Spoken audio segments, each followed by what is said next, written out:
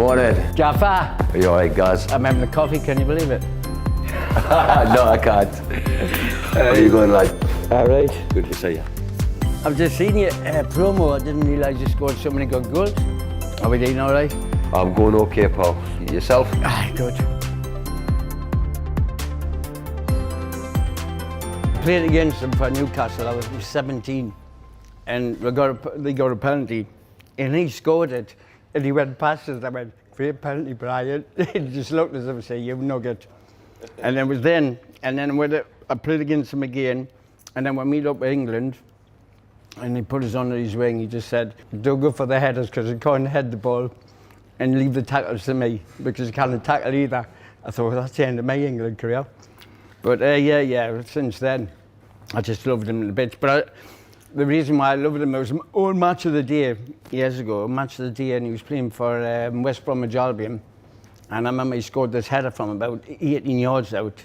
And I thought, yeah, well, I'm not going to mention his hair, but he has big curly hair.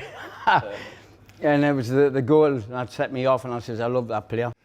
But I can remember you when you were 17 and you said that, and I thought, who's that kid there? Like, congratulate me on scoring the penalty. And I'm playing against. You scored the penalty. I'm thinking, you're not supposed to do that. Yeah. But then I can remember the next year when we played you at St James's Park, you were running rings around me, and I tried to belt you a couple of times, but you skipped over me. And we got in at half time, and that was the closest I got to a hairdryer treatment from Alex. And he's like screaming at me, and I went, I know, Gaffer. I says, I didn't really know much about him. I says, but he's not bad. And he went, well, get it sorted in the second half, and you still beat us 1-0 that day. Remember Hong Kong when we did the dentist chair? I know he come and took us away from all the lads and took us back to my bedroom, and that was good. Because otherwise I would have been there till 5 in the morning. I was only there till 4:30. Well, Terry was good, but all the lads had been really good on that trip. Yeah. To China and then Hong Kong. And everybody sort of like wanted to go out with you for a couple of pints, because it's the first time you could have a couple of beers, because we were coming back and having 3-4 days off with the family before the European Championship started. Yeah. So when you said it was your birthday and you asked Terry if you could go out and have a few drinks with the lads, and I said, well, I'll go and look after them, Terry. And Don Howe, I can always remember Don Howe going, whoa, Brian's going to look after them, because Don knew I liked the pint. But when we went in there, it was unbelievable. Yeah, mad. I mean, I didn't see us on the dentist chair because I stood at the bar with Alan Shearer, and we were just having a beer. But I don't know what that guy put in when you come back and you had that big bowl. dish. Yeah, that big bowl. To climb on his chair to get into it. Because the 7 of you leaned over and you all had a straw. And then 20 minutes later, I've never seen 7 players get so drunk so quickly. The bowl was like that. You had to climb on the chair to get into it. Yeah. But then I did quite a good job, really, because Terry had given us a curfew of 1 o'clock, and I got yous all back at 1 o'clock. So, but I knew I had to get you. You were the one. I had to get you, because if you were staying, some of the other lads were staying. But as soon as I saw me get your arm and say, right, we're back to the hotel, then all the lads followed suit then. But where did that come from? Yeah, you know, when you scored the goal, who planned that, or who? Me, or the dentist chair. Did that just come into your head? I was thinking of it, I was just in the dressing room, and I'm thinking, right then, and I thought Scotland, because I remember the gaffer was going to, he said he's not playing us, and I couldn't sleep at 10 o'clock the night before the game, and I said, I can't sleep. I said, am I playing? And he went, no, I don't know. And I was like in tears, and he went, of course you're playing. So when I'm in the dressing room, we're just about to go, and I said, oh lads, look at whoever scores, does the dentist chair. Well, obviously, with me being an alcoholic, I did score and do the dentist chair, but the only good thing was I was Lucas here in the bottle and not gin. But yeah, I said to the lads, so that most of them knew straight away, and then when they lied on me back and I said, get the bottle, they all coming like squeezes of a bottle. But in the dressing room afterwards, I was buzzing. But that night in Turin, when you came off, did you speak to Bryan when you realised? In tears. Yeah, I'll call them. The lads were good on the pitch, and not Chris Waddle and Terry Butcher and Bobby Robson was brilliant. Cause I was gutted really, and he just said, "Listen, you've done yourself proud, you've done your family proud, you've done your own country proud," which didn't have that made it any better. But I was just our crowd were brilliant all throughout the tournament. Yeah, they were great. They were brilliant, and our team spirit. I was fortunate because I'm in awe with the gaffer. He's my idol. So I'm only 23. And you look at some of the players that are playing for England now and they say, no, he's only a baby, he's 23. God, I had to grow up quickly because I was with the gaffer. And then I was with Terry Butcher. Then it was all them, you know, John Barnes, Chris Waddle. So I was a noble. I remember just sitting once in the dressing room. I was trying to sit next to the gaffer. The gaffer was there, and I'm in the middle, and I've got Terry Butcher here, and I'm thinking, wow, this is brilliant. I've got the gaffer here. And it was my idol, and Terry Butcher. And I thought, what it's like to play for England. And Terry Butcher went, "This is my house. No one comes into my house and takes anything." I went, oh, and then I've got the gaffer, yeah. But going out with the gaffer and people like that was a great bonus. And I don't think some of the players who play for England now realise what it's like to play for your country. That was my most disappointing time in my career, Gaz. You know, 1990. Yeah. Like that was a good team, and then with yourself and all that, we had a good understanding in the games that we played before that, and so to snap my Achilles against the Dutch in the second game, and then lose out on that. That's as disappointing as you missing out with Glenn Hoddle. Oh, I know. Yeah. It's horrible. You know, when you're having such a good time, and our team spirit was phenomenal because even the players who weren't playing were right behind us, weren't they? Normally, if it was my job, I would have been absolutely gutted. There was the gaffer and Neil Webb always together, and I'm thinking, I shouldn't really say this, but he'd probably be watching, and I thought, I'm never going to get a game yet. And then Neil Webb done his ankle, he got taken off, and then I got the chance. I got the chance to play with the gaffer in midfield, which was, for me, is probably one of the best feelings ever, you know. I think that's one of the reasons I didn't join Man United, because it was just Neil Webb and the gaffer constantly, and Neil Webb obviously played for Man United, so I thought maybe I'll not get a game. That was one of the reasons.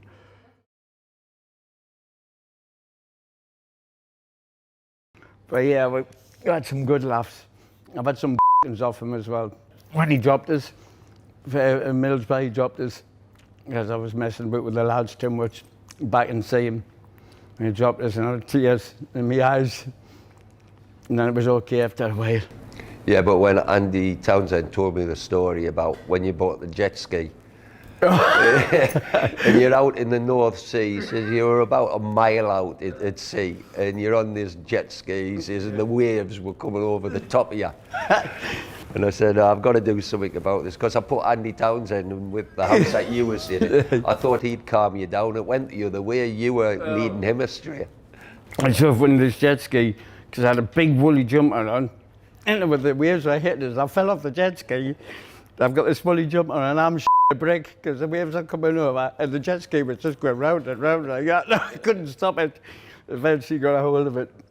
Yeah, Andy had a Harley Davidson. No, well, I couldn't really join in, since I was the manager. I had to keep you a little bit. I remember I did go to the coach. Oh, the coach, yeah. But I did ask the gaffer because he joined in training and he was the best player in training. So I went, hold on.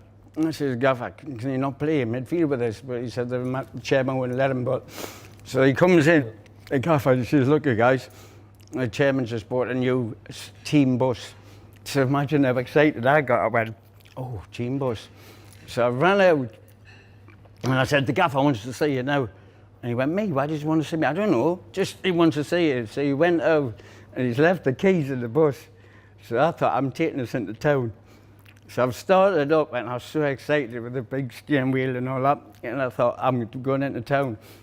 So we're going along a country lane and I thought I was in a Mini, didn't realise I was in a bus. So I thought, just turn it now. But I turned up into the trees. The bus was on its side, the big tree through the bus. And I've run into town. And he's called us up, the gaffer's called us up. And he went, Gazza. And I went, it wasn't me, gaffer. Well, obviously, I dropped my salad straight away.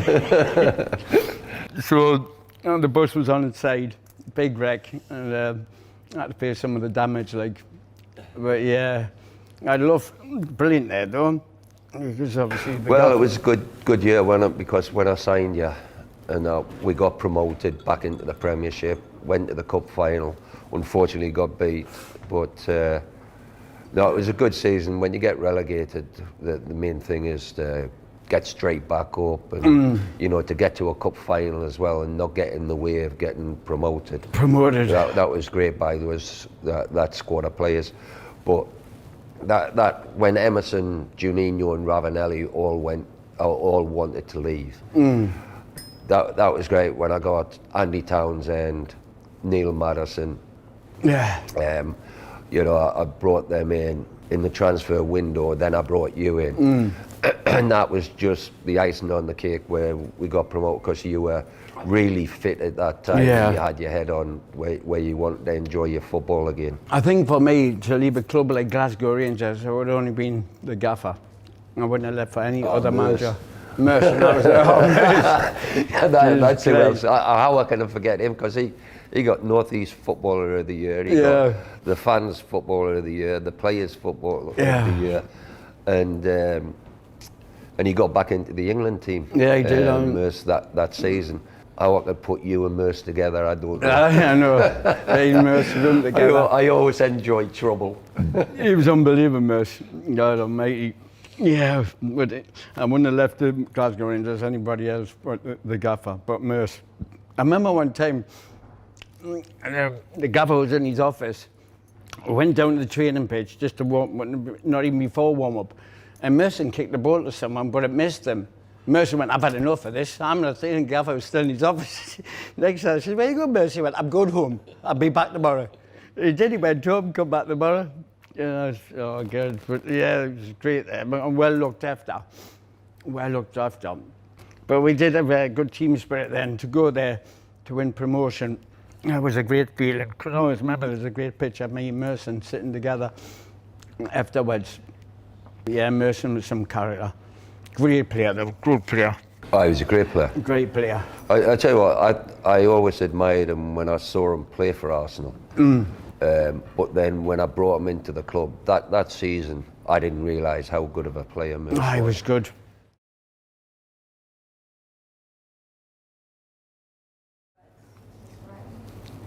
Idle. Not a lazy idle, but no, I'm in awe with him. He's me idol. Always will be. But I just love him. I just love him in general. Always will do. And he's, like I said, forget about Maradona, Pele. The gaffer's always been my best player ever. If I had a bit of Bryan Robson inside of us, and the player was, I would have been untouchable. Great to see you. Great to see you, pal. Great to see you. He was one of the players that I really looked up to. Was never selfish, and that was something that epitomised him. Well, it's not even a gamble, you know, buying a player like him, because he's pure gold. Signing him for me was the best bit of business Man United had ever done. Did I ever have a tougher opponent? No. It was the first major trophy that I won, and it's exactly why I moved to Manchester United, because I wanted to win things in my career.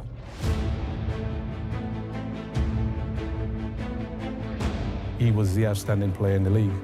Floating it, McQueen looking to get the header in, and Robson! Once you saw the real Bryan Robson in midfield, there's nothing better. That if Bryan had stayed fit in 86 and 90, we'd have won one of them. He was my hero, and I'd be in awe of him. I didn't realise just how good he was. Go into every challenge like it was the last challenge he was ever going to go into in his life. He couldn't spot danger. He didn't see danger. Can he find the shot? Brilliant goal! There's certain clubs that have certain numbers, and obviously with United, the number 7 shirt has always been special. Number 7 is like the leader and the one who organizes everything. He is not just a leader, he was a punters leader as well. Thanks, Bryan.